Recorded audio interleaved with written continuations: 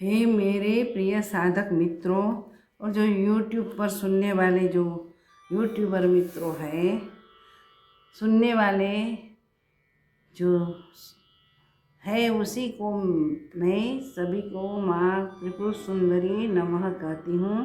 गुरुदेव को याद करके हम आज सौंदर्य लहरी का 32वां श्लोक का रसास्वाद करेंगे। पहले हम हर रोज की तरह शांति पाठ। ओम सहनावतु सहनौ भुनक्तु सह वीर्यं करवावहै तेजस्विनावधीतमस्तु मा विद्विषावहै। ओम शांति शांति शांति। भगवती जब कराती है तब ये रसास्वाद हम कर सकते हैं, तब तक नहीं, क्योंकि इसकी इच्छा के बिना हम कुछ नहीं कर पाते, क्योंकि हम तो परतंत्र है, भगवती की तरह स्वतंत्र थोड़े हो गए, ठीक है ना। तो उसकी ये एक भक्ति है हम जो करते हैं। तो श्लोक गान करती हूँ।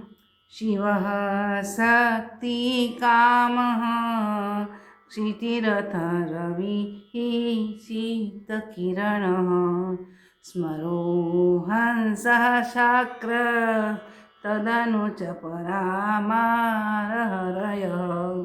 फिर से। शिवः शक्त्या कामः क्षितिरथ रविः शीतकिरणः स्मरो हंसः शक्रस्तदनु च परामारहरयः।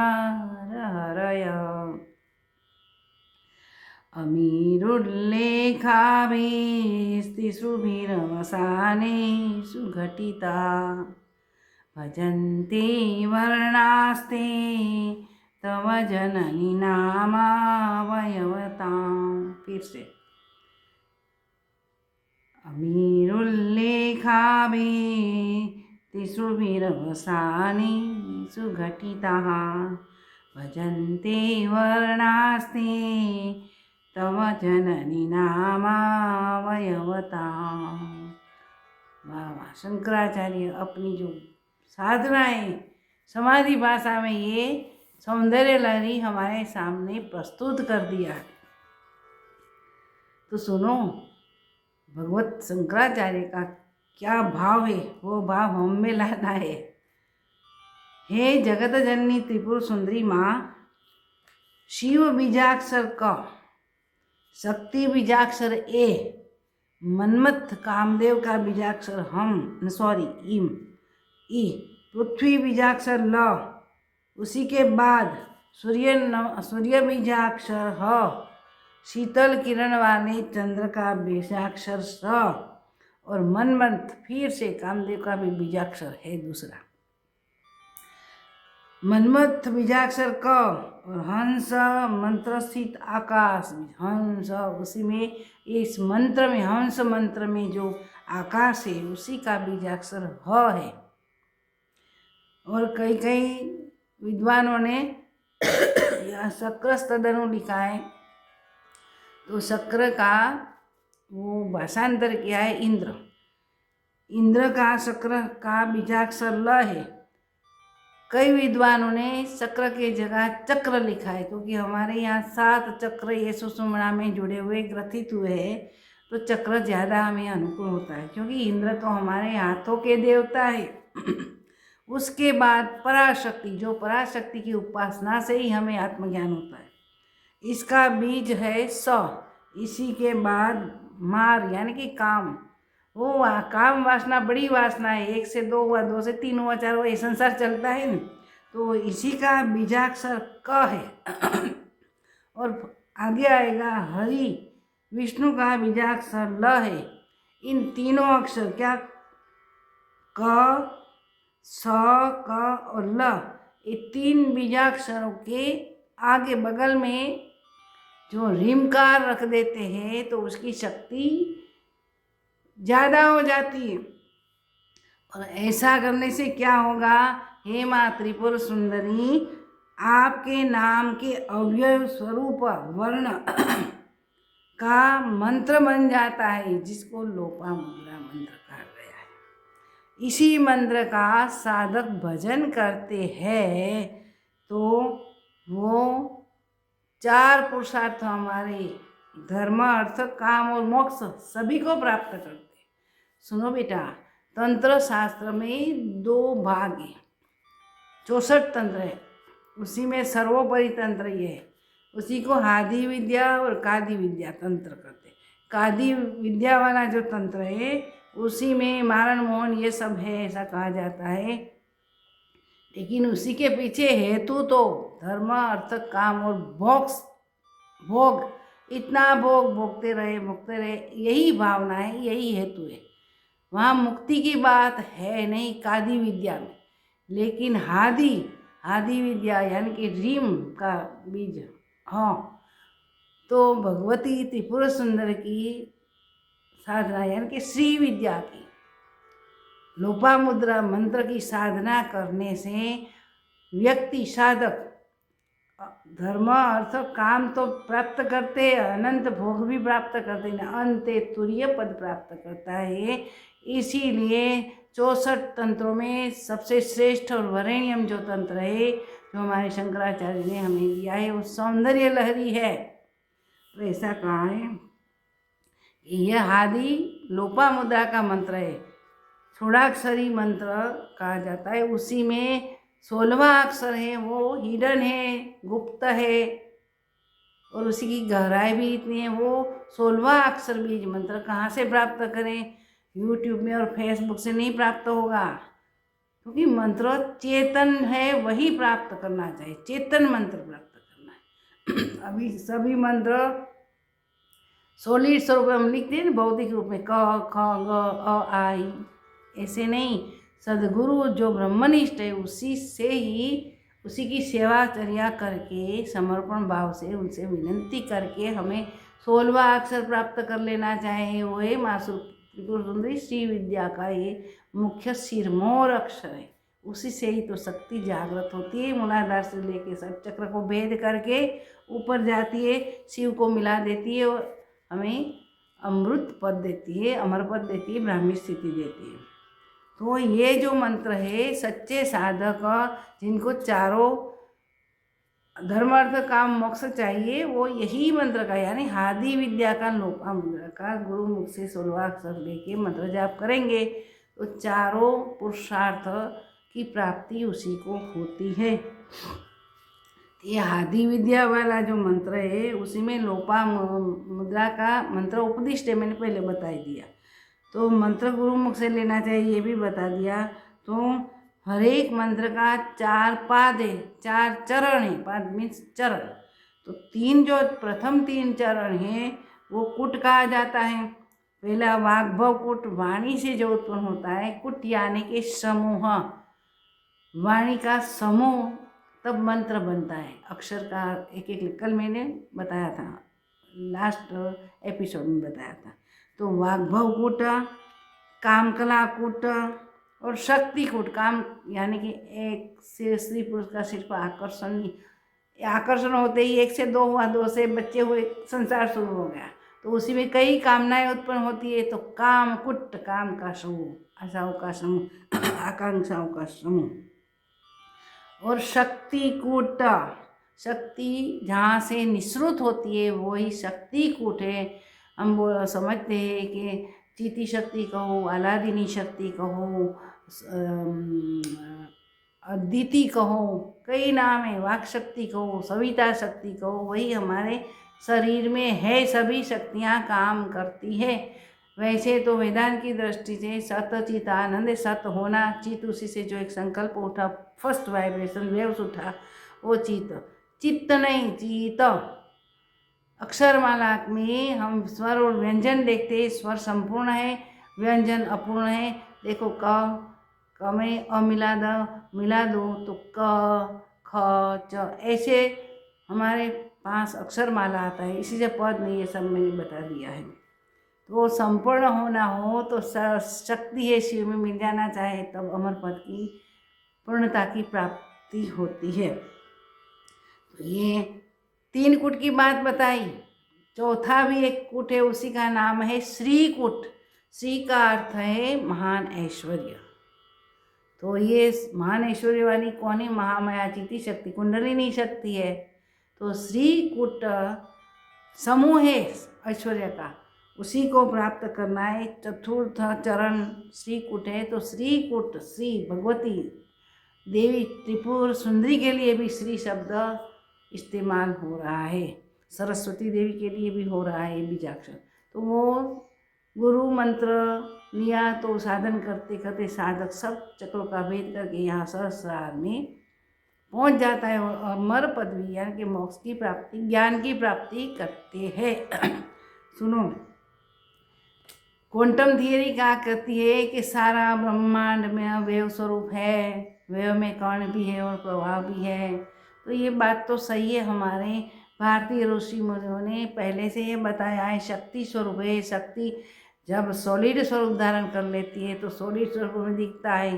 देखो क है, क तो हम लिख के बताते हैं, सॉलिड स्वरूप बताया उसका, लेकिन वेव स्वरूप है, उसी को हम ध्वनि कहेंगे। वो वैखरी वाणी से होके बाहर निकलते हैं, परावाणी में जब ये मर्ज हो जाती है तब हमें ज्ञान की ओर ले जाती है शक्ति। तो चौथा कूट श्री कूट है। तो हमारे शरीर में एक ही शक्ति अलग अलग रूप धारण करके ये शरीर चलाती है, यंत्र चलाती है। जब शक्ति उसी का जो सिस्टम है उसी के आधार पर ये शक्ति सॉलिड रूप में शरीर में प्रकट होती है, यानी कि शरीर स्वरूप में ये सॉलिड रूप में प्रकट हो जाती है, फिर उसी में बैठ जाती है। शेष शक्ति भी कहा जाता है कुंडलिनी शक्ति को। फिर यह शरीर छूट जाता है, ये शक्ति वेव है वो निकल जाएगा। उसी को पहला जो वेव ब्रह्म से उत्पन्न हुआ उसी को अहम कहते हैं। अहम मैं हूँ, सत्य हूँ। 1 से 2 हुआ परमात्मा, यानी कि ब्रह्म में संकल्प उठा और 1 से 2 हुआ कंपेनियन हुआ। तो संसार में भी यही देखो, उसकी प्रतिच्छाया है। आज स्त्री और पुरुष अकेले रहते हैं, जब 1 से 2 होने का इच्छा हुई तो संसार शुरू करते लग्न आदि करके, फिर 2 से ज़्यादा होने की इच्छा होगी तो बच्चे पैदा हो गए, है न। तो शक्ति वही काम करते, सब दूर शक्ति ही सॉलिड रूप प्राप्त करती है। सॉलिड रूप फिर शक्ति वेव्स में रूपांतर होते हैं।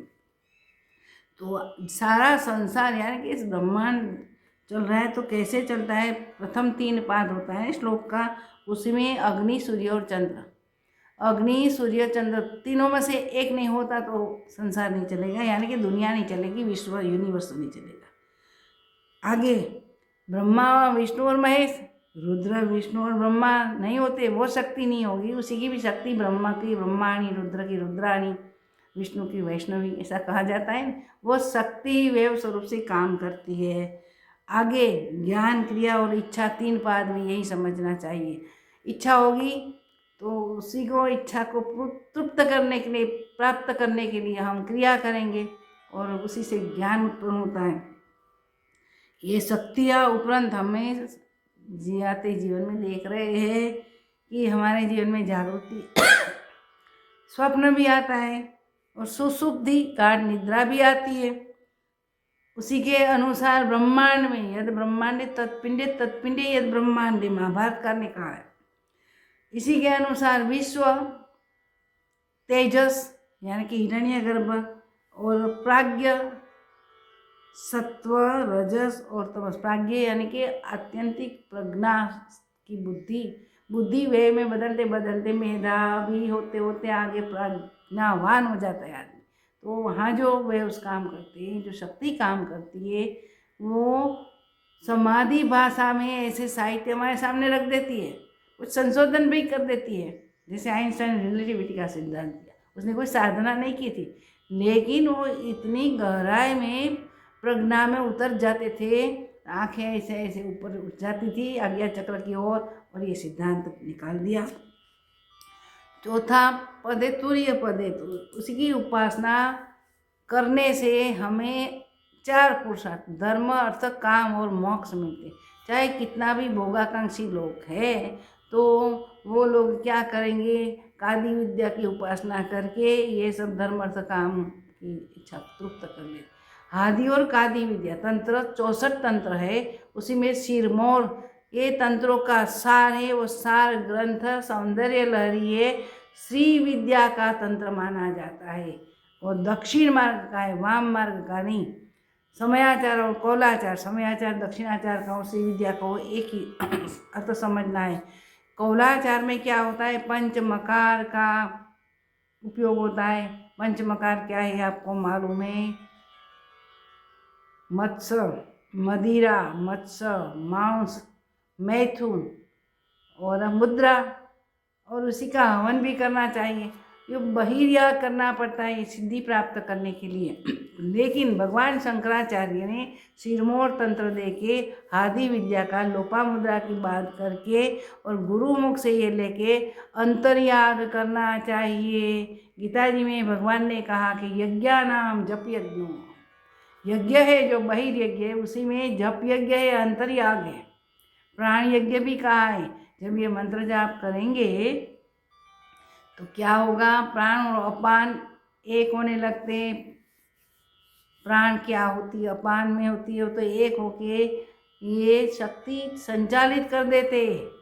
जो नाभि के अंदर से नीचे मणिपुर चक्र है, मणिपुर में अग्नि उत्पन्न होता है और ये अग्नि है वो समग्र हमारे कई जन्मों के संचित कर्म को दग्ध कर देती है।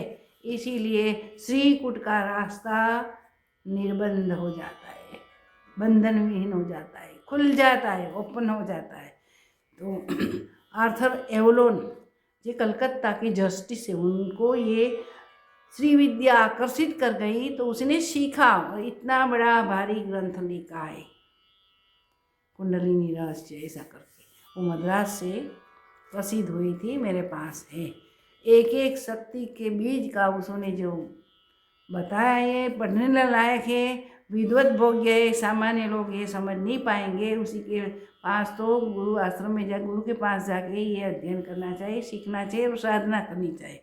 तो आर्थर एवलोन ने श्री यंत्र में जो यंत्र बनाया, श्री यंत्र, श्री चक्र बोलते हैं, उसी में यह सब प्रतीकात्मक रूप बताया गया है। हमारा शरीर भी श्री यंत्र है। देखो ये त्रिकोण, बिंदु, त्रिकोण सब ये बताया है। एक दफ़ा मैंने यह एपिसोड रखा है यूट्यूब में, देख लीजिए। और देखना हो तो और कुछ प्रश्न उठे तो मुझे व्हाट्सएप कर देना। तो आदि और कादि विद्या, तो आदि विद्या में चारों पुरुषार्थ मिल जाते। कादि विद्या वाले बोलते रसिक भोगायुक्त, भोग रसिका मनुष्य साधक कादि विद्या से जल्दी ये प्राप्त करने की कोशिश करते हैं। लेकिन उसी में भय पतन है, पतन का भय है। शायद अरविंद श्री ने भी कहा है कि एक समय ऐसा आ गया था, आज भी आ गया। मैं अमेरिका भी गई थी तो समझ में आया कि आदि नहीं लेकिन कादि विद्या का लोग आज बहुत उपयोग करते। ये जहाँ मैं ठहरी थी वहाँ जो लड़की थी वो बता रही थी, उसी के जो कोई गुरु है उसी को भैरवी बनाना चाहते हैं। ये सब बातें हमें अच्छी नहीं लगी। हमें तो ये सौंदर्य लहरी वाला जो तंत्र है वही पसंद है और मुक्ति देता है ये तंत्र, इसीलिए ये सर्वश्रेष्ठ है।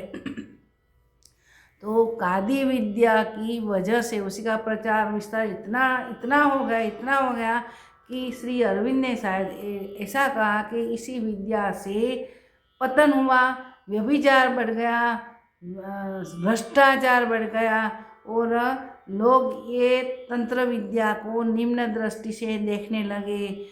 विकृति उसमें बहुत आ गई तो उसी से लोग भड़कने लगे। उसी में कुछ न कुछ प्राप्त करने के लिए श्री विद्या का उपयोग होता है, उसमें बलि भी दी जाती है। लेकिन दक्षिण मार्ग में बलि की बात है नहीं। बलि देना है तो किसी की देना है। हमारे मन में जो विचार उठते हैं ये विचार की बलि देके हम निर्विचार होना है। तो कादि और आदि विद्या में तंत्र में इतना भेद है तो आप क्या पसंद करोगी?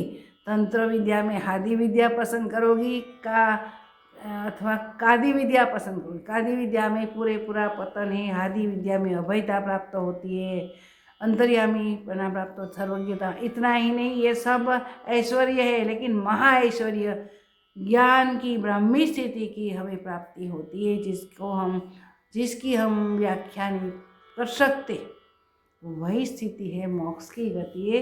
वहाँ से इतना सामर्थ्य प्राप्त होता है कि फिर से हमें इस संसार में सॉलिड शरीर धारण करके आना है या नहीं। हमारा वेव समुद्र में जैसे बूंद बारिश की गिरती है वो एक हो जाता है, फिर निकलनी अलग नहीं होता। वैसी स्थिति यानी कि निर्विकल्प स्थिति प्राप्त करके केवल मुक्ति प्राप्त करनी है, वही सामर्थ्य साधक के पास आ जाता है। हे माँ भगवती, आपकी स्थिति देखो, आपकी कृपा कैसी है, उसी का वर्णन हम नहीं कर पाते। आपकी कृपा हो जाती है, गुरु की कृपा हो जाती है और ये पद हमें प्राप्त होता है, तो हम आपका ऋण, गुरु का ऋण हम कभी नहीं चुका सकते। ऐसी बात है। ये महा ऐश्वर्य है आत्मज्ञान। आत्मज्ञान में परमात्मा के साथ सोल जो जीव है वही मर्ज हो जाता है, यूनिफाइड हो जाता है, तादात्म्य हो जाता है। फिर से वहाँ निकलना उसकी इच्छा के अनुसार है। लेकिन जब ये महाऐश्वर्य श्री पदवी प्राप्त कर लिया तो भाग्य ही किसी को जन्म लेने की इच्छा होती है। किसी को कुछ काम करने का बाकी रह गया तो वो जन्म लेंगे। जो कबीर श्री ने कहा है कि मैं जन्म लूँगा, रामकृष्ण परमहंस ने कहा है कि मैं 100 साल के बाद जन्म लूँगा। तो कहाँ लिया है वो हम समझ नहीं पाते। कई लोग ऐसा दावा करते हैं मैं पूर्व जन्म में, गत जन्म में रामकृष्ण परमहंस था, मेरी वाइफ शारदा थी। ये सब गलत है, क्योंकि जो सही अर्थ में श्री कुट की अनुभूति यानी कि परम पद की अनुभूति हो गई है तो ये सब विचार निकल जाएंगे। क्योंकि इसके पीछे तो वाहवाही चाहिए, ये प्रयोजन रह गया है ना, हेतु रह गया। ये हेतु भी नहीं होना चाहिए। निष्कल, निस्पॉट यानी कि स्पॉटलेस, निर्दोष, निर्लेप, निरवयव, निरंजन, ऐसी स्थिति है, अपरिव्याख्या है। तो ये स्थिति सबको प्राप्त मेरे साधकों को हो जाए। और किसी को प्राप्त करना है तो हमारे इस पथ में आ सकते हैं। हम बलात् किसी को इस मार्ग में नहीं ले जाएंगे। जिसको इच्छा है वो आ सकेंगे, क्योंकि दोनों की इच्छा होनी चाहिए ना, सदगुरु की और साधक की, ये विद्या प्राप्त करने की। देखो हमारे पास एक श्री विद्या उपासक सबको श्री विद्या उपासना सिखाता है, वो एक सन्यासी आ गए। तो मैंने कहा शक्ति जागृत के बिना आप जो बताते हैं उसी का फल नहीं मिलेगा, क्योंकि शक्ति ही सब करवाती है। चीती शक्ति है, वह जब ऊर्ध्वमुख जागृत हो जाएगी, सुषुम्ना खोल देगी, षट चक्र को भेद कर देगी और श्रीकुट का यानी कि निर्विकल्प समाधि की अनुभूति कर सकते हैं। तब ये तुम श्री विद्या सिखाओ, किसी को उपासना कराओ तो फल मिलेगा, बाकी नहीं। बाकी तो शिष्यगण बढ़ेंगे बेचारे, वो फेथ लेके आते हैं तो उसकी फेथ के साथ कभी वो गेम नहीं करना चाहिए। ये आज बहुत हो गए। तो शंकराचार्य ने कहीं लिखा है, शायद ब्रह्मसूत्र में ये पंक्ति आती है कि ऐसे ब्रह्मविद संत कियंत विश्वत, विश्व में सारे विश्व में चारों ओर फैला हुआ संत, उसी में वसंतवत संत कियंत। वसंत जैसे आता है तो सब दूर ब्लॉसम हो जाता है। तो ऐसे संत हमारे सामने आ जाते हैं तो हमारा भी जीवन खिलखिलाहट में आ जाता है, ब्लॉसम हो जाता है, निखर जाता है और अंत में यह पदवी हमको प्राप्त हो जाती है, पराविद्या की प्राप्ति हो जाती है। ये गुप्त मंत्र है, इसीलिए जो ये एक एक अक्षर को बगल बगल में रख देते हैं तो लोपामुद्रा का मंत्र बनता है। तो ये मंत्र किसी ने बताया है, त्रिपुर सुंदरी का यज्ञ करना हो, बहिर्यज्ञ। तो ये मंत्र क्या है ये मैं अभी आपको बताऊंगी। तो आज का हम एपिसोड यहाँ समाप्त करते। माँ त्रिपुर सुंदरी नमः। सद्गुरुदेव भगवान को भी नमस्कार। अगली एपिसोड में हम फिर मिलेंगे 33वां श्लोक लेके।